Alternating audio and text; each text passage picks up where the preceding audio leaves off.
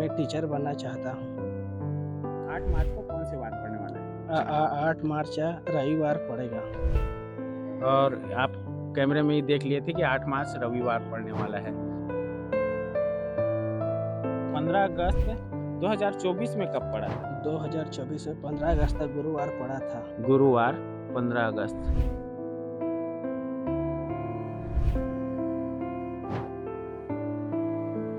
छत्तीसगढ़ के धमतरी जिले में टैलेंट की कमी नहीं है। इस वक्त मैं मौजूद हूँ कैलेंडर बॉय के पास।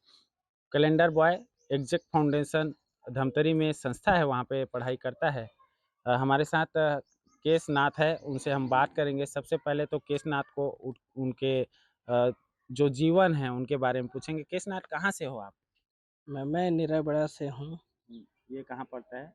ये नगरी ब्लॉक में पड़ता है। अभी कौन से क्लास में हैं आप? मैं अभी कक्षा 12वीं में पढ़ता हूँ। तो आगे क्या बनना चाहते हैं पढ़ लिख कर? मैं आगे बढ़ना चाहता हूँ कि मैं टीचर बनना चाहता हूँ। आपकी एक खासियत बताते हैं कि आप किसी भी तिथि का वार को बता देते हैं। मैं बताता हूँ कि मैं सन हिसाब से जनवरी को पहले याद कर कर रख लेता हूँ। फिर उसके बाद कोई भी वार को बता देते हैं। जी। मैं आपसे पूछना शुरू करता हूँ। ये 2026 का ये कैलेंडर है, मेरे हाथ में है। मैं इनसे पूछूंगा मार्च में पूछूंगा 8 मार्च, जो अंतर्राष्ट्रीय महिला दिवस पड़ता है। मैं सबसे पहले तो आपको ये कैमरे में दिखा दूं, ये 8 मार्च है। और इस दिन कौन सा वार पड़ने वाला है, ये वार को मैं केशनाथ से पूछूंगा। 8 मार्च को कौन से वार पड़ने वाला है? 8 मार्च रविवार पड़ेगा। और आप कैमरे में ही देख लिए थे कि 8 मार्च रविवार पड़ने वाला है। इसके अलावा मैं आपसे पूछूं, अप्रैल माह का पूछूं, तो अप्रैल में 14 14 अप्रैल 14 अप्रैल को मैं आपको पूछता हूँ, 14 अप्रैल को कौन से वार पड़ने वाला है?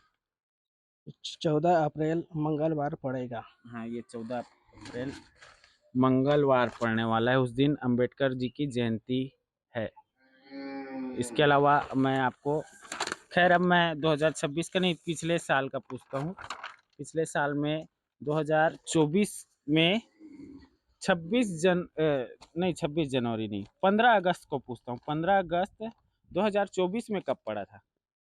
2024 में 15 अगस्त तक गुरुवार पड़ा था।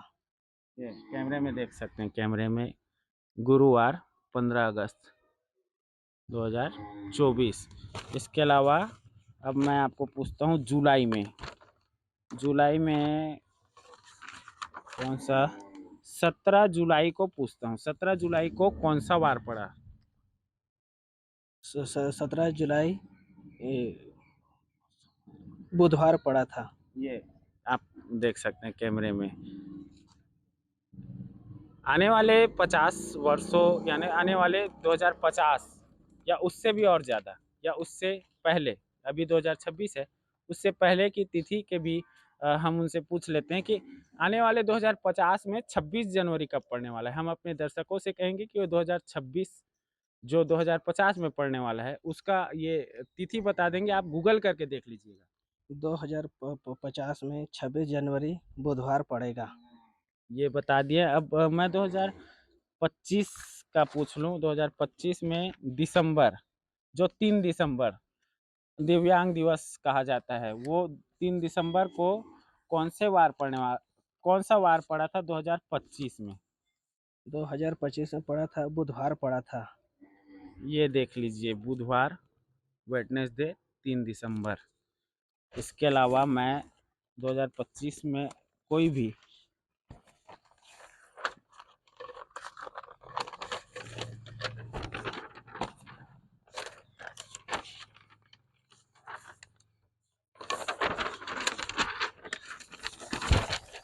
मैं गांधी जयंती को पूछता हूँ।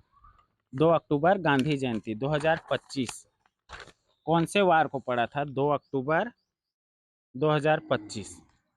2025 में गांधी जयंती गुरुवार पड़ा था।